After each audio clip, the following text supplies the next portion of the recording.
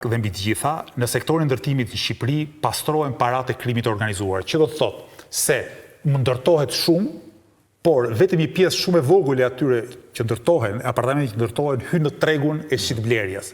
Pjesja tjetër thjesht shërben që të pastrojnë paratë bosët e organizatave kriminale ose spekulantët e sektorit imobiliar të blejnë një sasi të jashtëzakonshme apartamentesh dhe të mos i fusin në treg, me shpresën se çmimi do t'i rritet një ditë dhe ata do të sigurojnë fitime për te logjikës tregut. Shqipëria qeveriset jo vetëm nga një forcë politike e korruptuar, por edhe nga një sistem partijak i kompromentuar dhe i kapur nga oligarkia ekonomike.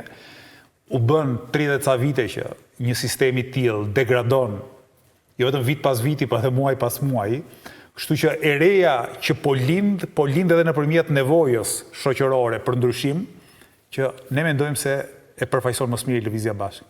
Mirë, tani nëse shohim partitë e vogla nuk është se kanë gjetur edhe shumë hapësirë në historinë më të re bashkëkohore të Shqipërisë, gjithmonë është qeverisur mes PS-s, PD-s, aty partia e Ilir Metës, pra këtu ka qenë gravitimi i fuqisë politike në Shqipëri.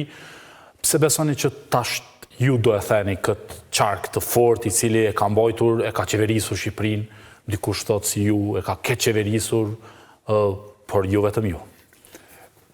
Në këto zgjedhje ka dy faktorë të ri.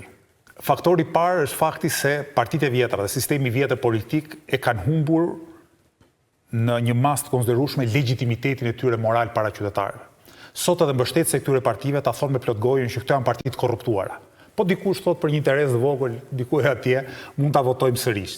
Ama shumë qytetarë po distancohen shpejt nga ky korrupsion politik.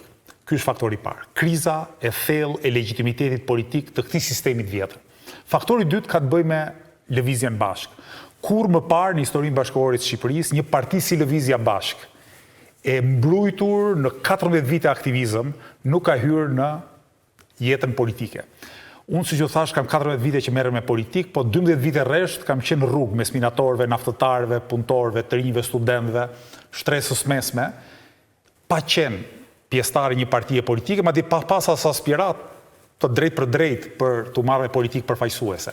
Po siç ju thash, kriza e legjitimitetit dhe faktit se dëshironin t'u jepnin qytetarëve të Republikës së Shqipërisë një alternativë edhe elektorale, por jo vetëm elektorale, na ka shtyrë të hymë në garën elektorale dhe të hymë si një parti e re në frymë, e re në mënyrën e organizimit dhe e re sigurisht në ide transformuese.